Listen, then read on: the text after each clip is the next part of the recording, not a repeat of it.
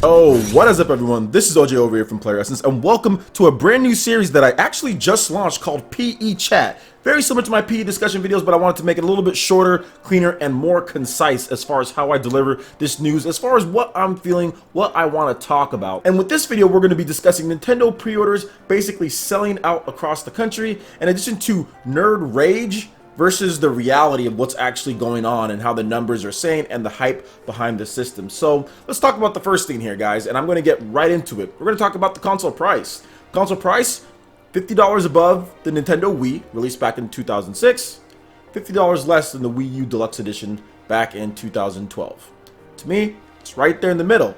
It's not a bad price based on the tech. Now, the rage online is somehow that it's supposed to be cheaper for some odd reason, but the reality is that people see value in a $299 system. It was cheaper than the PS4 and Xbox One when those launched, and like I said, it was $50 cheaper than the Wii U Deluxe, and right at the price where Wii U pretty much ended up staying the whole generation. So most people, especially Nintendo fans, have no problem paying that price, especially with a lot of the stuff that I'm going to talk about later in this video. So let's talk about next, the accessories. I think the internet rage, the nerd rage that's out there, is that yes, they're definitely pricey. They're definitely overpriced if you're going to use that. But the actual reality of it is that once Nintendo fans, 3DS fans, I'm not just talking Wii U here, because for some reason, when it comes to Nintendo Switch, people just want to box off Wii U into this category and don't want to pay attention to any of the handheld fans that bought the Nintendo 3DS, is that the reality is that a lot of Nintendo fans like to see different or new type of tech, okay? And if you can justify that tech costing that price, they have no problem spending their money on it. Now, with the Wii U, Nintendo 3DS fans didn't see that. They didn't see what that tech was going to do for them when they already had a dual screen experience. Now, with the 3DS coming to Nintendo Switch, this experience is very different from what they had. It's not focused on 3D. They're very different things. This type of tech with the HD Rumble, stuff that they can use at home, but on the road as well as far as portably goes, and with everything that it's offering, the tech in there justifies the price of the accessories and justify the experience. So while most people, I would say whether it's the rage on the internet or whether it's Nintendo fans, Wii U and 3DS, most of them do feel that they're definitely pricey, but at the same time, most of them feel like, hey, you're actually getting a quality product, and that's the biggest thing. Not only that, but with the accessories, it seems like Nintendo is combining the best of all they've done for the last generation, including the portables. With the 3DS, you're talking about the Wii, Wii U, and the ease of development of the GameCube when it all comes down to it, and you got yourself a system that many Nintendo fans are going to feel justified when it comes to accessories as far as purchasing. Next, I want to talk about options. The internet rage out there is anytime Nintendo shows a motion control game or even motion at all, you just fly off the rocker. Oh my gosh, this is horrible. All of a sudden, Xenoblade 2 doesn't exist. The Legend of Zelda Breath of the Wild doesn't exist. All of these games that they announced with normal standard controls all of a sudden don't exist, and you want to complain about ice cubes being shaken with HD Rumble. So I just want to say this right here. Most Nintendo fans, whether it's Wii U or 3DS, they feel that it gets a bad rap. And just as long as the game works for what you're doing, if you're using motion controls, it's not going to be a problem. And if there's options for consumers, most gamers can see past it. They don't have to flip out if Nintendo shows a motion control game because they know they can read the press release, or they can watch the Nintendo Directs, or they can watch the Nintendo Treehouse Live, and most of the people will say, yeah, this game is optional. For example, ARMS. You can use motion control and you can use standard controls. I saw a lot of big YouTubers, other people complaining about the motion controls in ARMS, but if you just watch the Treehouse Direct, or if you just ask someone, you would have easily saw that you can use standard button controls in that. But like I said, internet rage beats out logic and common sense and just waiting for all the details. Next, let's move on to the launch. A lot of people, as far as internet rage goes, or nerd rage on the internet, complain about the launch and saying that there's not enough. It's a quality versus quantity type of thing.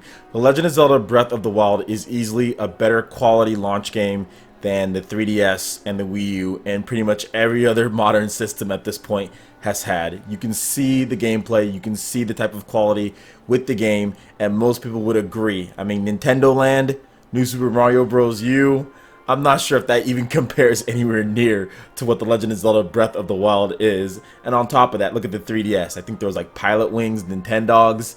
I mean, there's really not much. Whereas with the Nintendo Switch, you have a true AAA killer app at launch, The Legend of Zelda Breath of the Wild.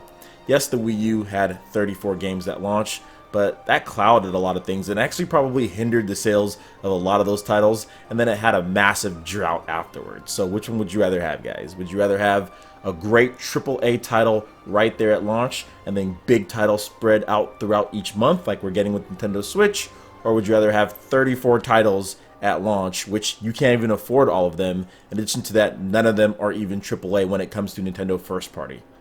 I think people are looking at it like, I'll take that one Zelda, the high quality AAA game, over 30-something games that, one, I can't all afford, and two, that I don't even want, and three, there's not even a big AAA exclusive as far as from a first party standpoint. Most people know, hey, let's wait till we get more towards release, because Nintendo did say they're going to release more details and more launch games once everything gets finalized closer to launch. Next, let's talk about something that a lot of people didn't want to talk about on the internet because there wasn't much of an announcement, really. Just basically Suda getting on there and a really bad translator, but the No More Heroes 3 cult, or the No More Heroes franchise cult. The internet rage wants to just ignore this. Obviously, this game did not exist.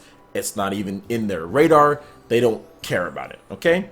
But what the reality is that No More Heroes has a huge cult of people that probably pre-ordered the system just because No More Heroes or Travis Touchdown was announced in a new game. Seriously, and I'm not joking. I bet you anything there are tens of thousands of people that probably pre-ordered it on the dot as soon as they could when they found out that there's going to be another No More Heroes game or Travis Touchdown in another game. That's probably going to be No More Heroes. That cult came with it. That game has such a cult fan base as far as art and as far as the story goes and the combat and the way that you play it.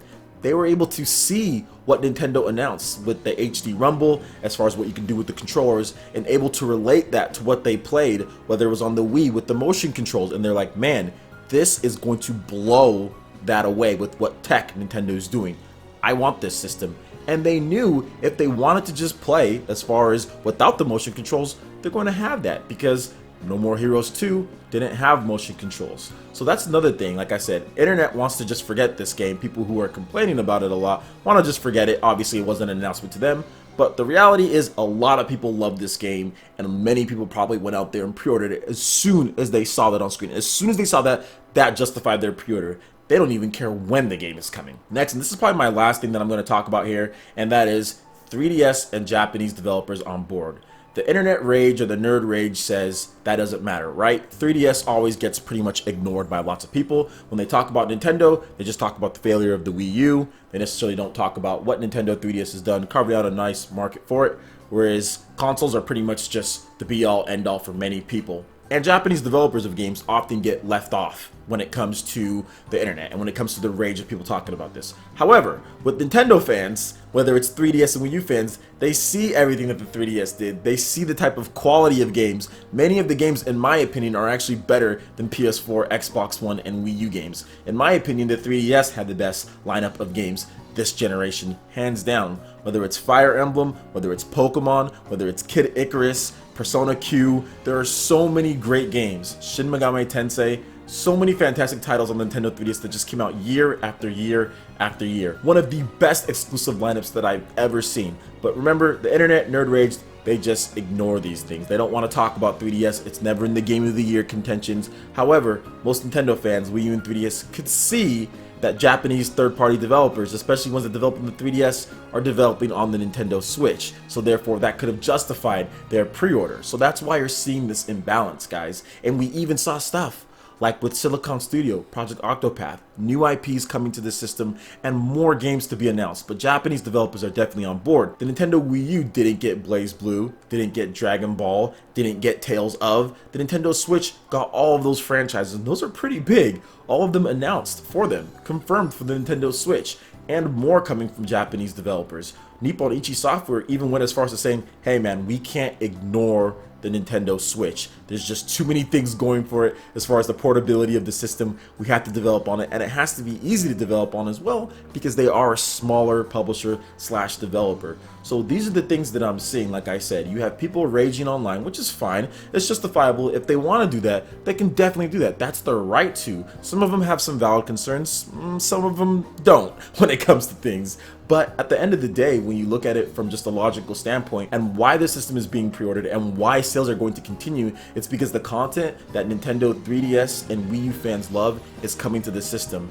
all the games that I named as far as the major titles, do you guys understand how long it took the Wii U to get those games? It took the Wii U 4 years to get all of those franchises. We're getting them in 1 year. So those are the things that I'm saying. And like I said, more 3DS developers are going to be on board. We have a Fire Emblem Direct that's going down today. There's so much stuff yet to be revealed. So the excitement around the system clearly doesn't match the anger that some people have. And like I said, some of it may be rightfully so. A lot of it is misplaced, misinformed, and a lot of just dumb information kind of going out there and affecting people's opinions, which is fine. By the time you get your hands on the Nintendo Switch, and most people actually get to play it and you can see what they're doing, I think a lot of people are going to change their mind. Now, me personally, I've talked about the issues that I had with the Wii U. I was very positive on the system at the beginning when it first launched. I thought that they were going to fix a lot of the issues because I saw the potential that you could do with the gamepad. However, that never materialized. If you look at the Nintendo Switch, they're fixing a lot of the issues that I personally had with it,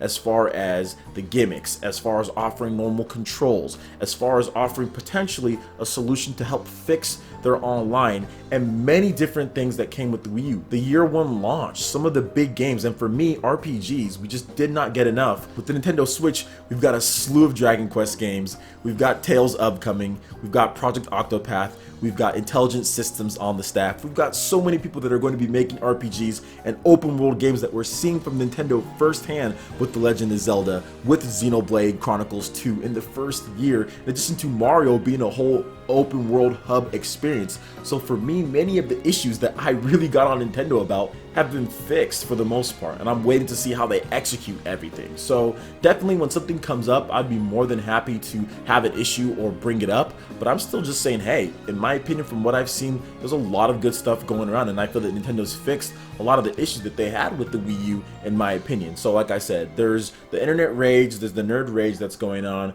and then there's the reality of the situation when it comes to fans out there. That's why you're seeing the imbalance, that's why you're seeing all the pre-orders, and that's why you're going to see consistent sales throughout the year. As long as Nintendo's making games like Zelda, Xeno, Splatoon 2, Mario, if they're making that high of quality each year the Nintendo Switch is out on the market, they're going to do very well, because those games are definitely going to sell, and there's also some great indie titles as well. Alright guys, that wraps it up for this video here. Go ahead and hit that like button if you did like it. Lets me know you guys want more content like this going forward in the future, and subscribe to PlayerEssence for more news, reviews, trailers, tips and tricks, and everything in gaming. Thank you so much for watching, and we'll see you guys for the next video. Peace!